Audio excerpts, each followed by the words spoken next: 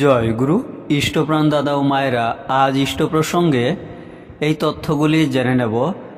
শ্রী শ্রী ঠাকুর অনুকূলচন্দ্র ও মনীষীবৃন্দ শ্রী শ্রী ঠাকুরের সান্নিধ্যে ওনারা এসেছিলেন। জেনে নেব কিছু তথ্য। শ্রী শ্রী ঠাকুর রামকৃষ্ণদেব বলেছিলেন, ফুল ফুটলে ভ্রমর আপনি জোটে। কলকাতায় প্রথম দর্শনেই মুগ্ধ হয়ে দেশবন্ধু চিত্তরঞ্জন দাস পরমপ্রেমময় শ্রী শ্রী ঠাকুর অনুকূলচন্দ্রের শিষ্যত্ব গ্রহণ করেছিলেন। নেতাজি সুভাষচন্দ্র বসুর সাথেও ঠাকুরের বহুবার সাক্ষাৎ হয়েছিল। নেতাজির বাবা মাও ছিলেন ঠাকুরের অনুগামী ভক্ত।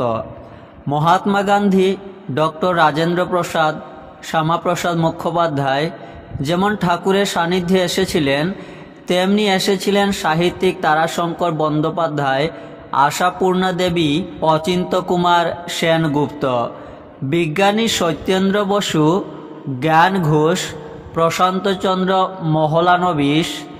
এই ত্রয়ী বিজ্ঞানী একবার হিমায়তপুর সৎসঙ্গ আশ্রমে এসেছিলেন শ্রী শ্রী ঠাকুরের তৈরি বিজ্ঞান কলেজ দেখতে।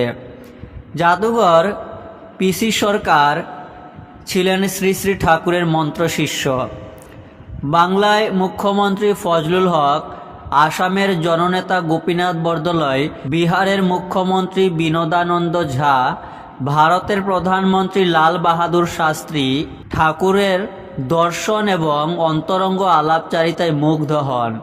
শ্রী শ্রী ঠাকুর অনুকূলচন্দ্র বলতেন, দেশের পরিচালিকা শক্তি যদি সৎ ও আদর্শপ্রাণ হয়, তবেই দশ ও দেশের উন্নতি তরতরে হয়ে ওঠে। আপনারা শেয়ার করতে পারেন তথ্যগুলি, পেজটি ফলো করবেন। জয় গুরু।